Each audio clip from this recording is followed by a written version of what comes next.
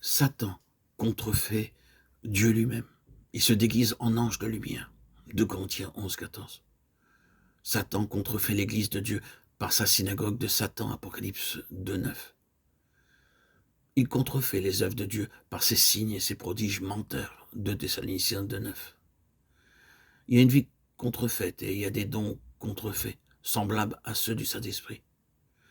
Il y a une puissance divine contrefaite. Il y a des conversions contrefaites, des expériences et des directions spirituelles contrefaites.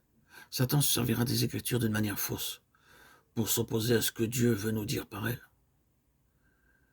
Il y a une adoration de Dieu qui est contrefaite, un enseignement contrefait, des doctrines de démons, 1 Timothée 4, 1. Il y a un baptême de Saint-Esprit contrefait avec des langues. Toutes ces choses ne sont pas étranges à ceux qui connaissent la parole de Dieu, car nous les y trouvons. Satan, le séducteur, ne pouvait pas imposer tout cela à l'homme, simplement de l'extérieur. L'homme devait premièrement être constitué, afin qu'il puisse trouver en lui ce qui répondrait à sa séduction.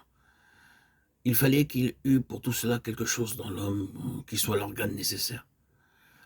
La tactique de Satan à l'égard de l'âme d'Adam consiste à faire sortir cette âme de sa place, afin qu'elle devienne la base de ses opérations. Elle s'évada au-delà de ses limites légitimes et Satan s'en empara.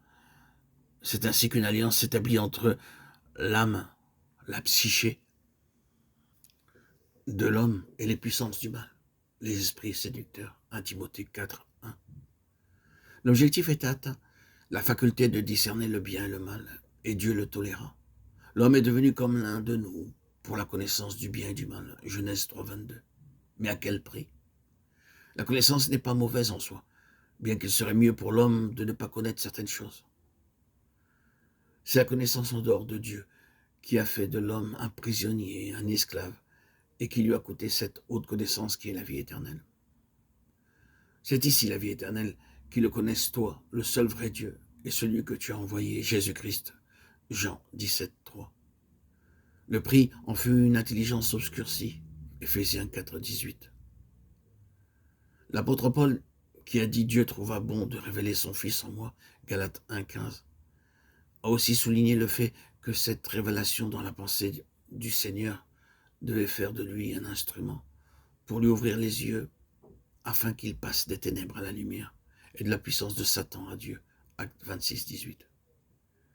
Il a encore dit à ce sujet, Dieu qui a dit que la lumière brille du sein des ténèbres a fait aussi briller sa lumière dans nos cœurs pour que la connaissance de la gloire de Dieu resplendisse en la personne de Jésus-Christ.